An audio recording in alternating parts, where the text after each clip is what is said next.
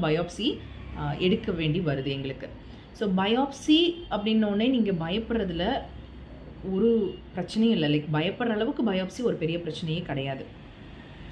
சந்தேகமாக இருக்குது ஒரு பகுதி, அது நம்ம பெரிய பிரச்சனை இருக்கக்கூடாது.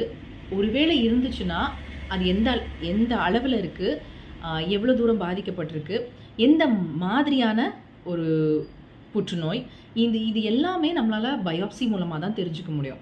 ஸோ பயோப்சியவே நம்ம தடுத்துட்டோம், பயோப்சியே எனக்கு பண்ணாதீங்க அப்படின்னு நம்ம சொல்கிறோம் அப்படின்னா, இதில் எதையுமே நம்மளால் கண்டுபிடிக்க முடியாது. ஒரு சில செக்கப் பண்ணுறப்ப நம்மளால் பேசிக்கான ஒரு இன்ஃபர்மேஷன்ஸ் தான் அந்த ரொட்டீன் செக்கப்பில் தெரிய வரும்.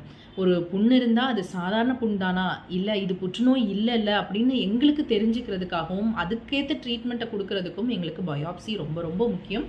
அதனால பயோப்சி வந்து நீங்கள் அந்த பயோப்சிக்கே நீங்கள் பயந்து அந்த ப்ரொசீஜரை தள்ளி போட்டிங்க அப்படின்னா, இந்த மாதிரி பெரிய கண்டிஷன்ஸை எங்களால் பல நேரங்களில் ஆரம்பத்தில் கண்டுபிடிக்க முடியாமலே போயிடுது. ஸோ நீங்கள் உங்களோட டென்டிஸ்ட்டை 6 மாதத்துக்கோ இல்லை 1 வருஷத்துக்கோ ஒன்ஸ் கன்சல்ட் பண்ணுங்கள். அப்படி கன்சல்ட் பண்ணுறப்ப இந்த மாதிரி ஏதாவது ஒரு கண்டிஷன் இருக்குது, உங்களுக்கு பயோப்சி எடுக்க சொல்கிறாங்க அப்படின்னா, தயவு செய்து ஒரு பயத்தில் அதை தள்ளி போடாதீங்க. இது ஒரு பெரிய